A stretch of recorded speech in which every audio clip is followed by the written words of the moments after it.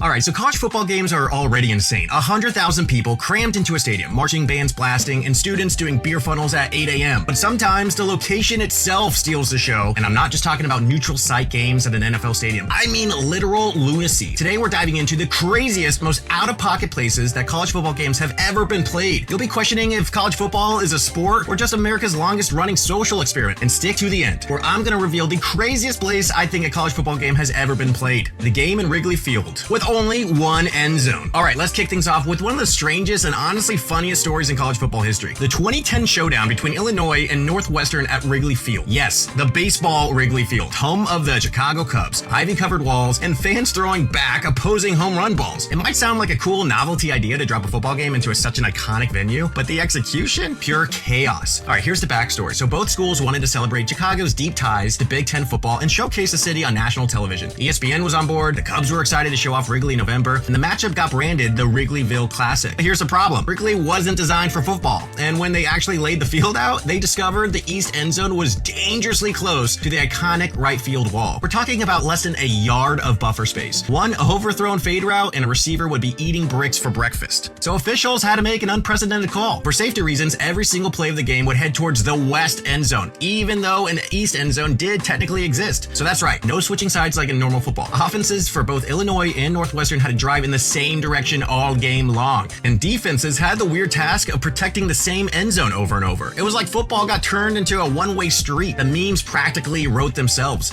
Imagine being a defensive back, picking off a pass, and instinctively turning to run the wrong way, only to then realize you gotta spin around and sprint back towards the same end zone you just came from. Even commentators were cracking jokes about it live on TV. As for the game itself, Illinois rolled past Northwestern 48-27 thanks to Mikel Leishore's rushing attack, racking up an insane 330 rushing yards. Still one of the greatest single-game rushing performances in school's history. Fun fact, the original plan was actually to host more football games at Wrigley if this one went smoothly, but that safety fiasco killed the idea. It wasn't until 2021 that football finally returned to Wrigley Field, this time with major adjustments and a full renovation that allowed for a safer setup. That 2021 game between Northwestern and Purdue was the first time Wrigley successfully hosted a modern football game without the infamous one end zone rule. The game with the shared sideline. And somebody please tell me what's up with the NCAA's fetish for putting football games inside ballparks. AT&T Park in San Francisco hosted the Red Box Bowl for several years, forcing teams to share a sideline because there literally wasn't enough room for two. That's right, both teams, coaching staffs, and trainers were crammed shoulder to shoulder on the same sideline, glaring at each other across the 50-yard line. Imagine trying to call plays while the opposing offensive coordinator is standing 10 feet away holding up signs. Sorry, Jim Harbaugh. The bowl was played between 2011 and 2019 with matchups like Illinois versus UCLA in 2011, Arizona State versus Navy in 2012, and later games featuring Pac-12 teams versus Big Ten teams. To make it work, officials drew a thick white line down the middle of the sideline, giving each team its own half. One team was assigned the area from the goal line to the 50-yard marker, while the other occupied the 50 to the opposite goal line. Coaches and players were expected to stay within the designated boxes, but with both groups screaming and signaling plays just a few yards apart, it created an atmosphere of constant tension. Players recalled how strange it felt to line up for a snap and hear the opposing coaching staff yelling behind them from only a few feet away. Coaches like Todd Graham at Arizona State even admitted that they had to simplify play calling hand signals so the opponent couldn't easily steal them from 20 feet away. So while it wasn't ideal for competitive integrity, it produced a one-of-a-kind story that lives on in college football lore. Today, when fans list the strangest bowl setups, AT&T Park's one sideline football experiment always earns a top spot. Believe it or not, though, there's been even more games played in baseball parks that actually did include two functioning end zones and workable sidelines. Crazy, right? Go figure. The history goes back further than most realize. The very first college football game at Yankee Stadium happened in 1923, the year the original stadium opened, with Army facing off against Notre Dame. That game featured the legendary four-horseman backfield and packed the house with over 55,000 fans. Now, the modern Pinstripe Bowl, resurrected in 2010, continues this tradition. And one quirky fact, the Pinstripe Bowl at Yankee Stadium has a contract with the ACC and Big Ten that heating coils have to be installed under the turf because December in the Bronx isn't exactly football friendly. And Fenway Park has its own quirky history with football. The Boston College Eagles played there as early as 1912, back when Fenway was practically brand new. Then the Boston Patriots of the AFL even used Fenway as a home stadium during the 1960s before Gillette existed. In college football, the Fenway Bowl was supposed to become an annual December tradition starting in 2010, but fate had other plans. The inaugural edition was canceled due to COVID, then the 2021 edition was canceled again, ironically also because of COVID rippling through Virginia's roster. Then finally, in 2022, Cincinnati and Louisville managed to square off, only for the game to be played in cold rain that soaked both teams and the hardy New England crowd. Chase Field in Arizona, home of the Diamondbacks, also hosted hosted a bowl game since 2000. It's indoors, which solves the weather issues, but it creates a surreal visual where football unfolds on a diamond with a retractable roof overhead. Fans get creative seating, some in normal bleachers, others perched in baseball suites or behind dugouts. Many fans have compared watching these games in ballparks to paying hundreds of dollars to watch ants push around each other. Television broadcasts usually compensate with creative camera angles, but in person, the view can be brutal.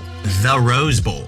In North Carolina? Everybody knows the Rose Bowl was played in Pasadena, California. Sunshine, palm trees, the whole deal. But in 1942, after the attack on Pearl Harbor, officials were worried that Pasadena could be a target for the Japanese military. With fear of an attack on the West Coast, organizers made the unprecedented decision to move the Rose Bowl to Duke University in Durham, North Carolina. Why Duke? Officials wanted a site far enough from the Pacific Coast to feel safe, but still capable of handling national media and crowds. At the time, Duke had one of the most modern stadiums in the South. Duke Stadium could hold over 50,000 fans and had the infrastructure to host a game of that magnitude. It's like Duke was prepping to have a good football team, a team that never came. Though the crowd size was enormous for the Carolinas at the time, it was much smaller than the usual grand spectacle in Pasadena that regularly packed over 90,000. And the scene was surreal. Instead of parades lined with palm trees, fans were bundled in coats under gray skies on the East Coast. The decision was met with mixed emotions. Some Californians were frustrated that the nation's most prestigious bowl had been uprooted, while others understood the wartime necessity.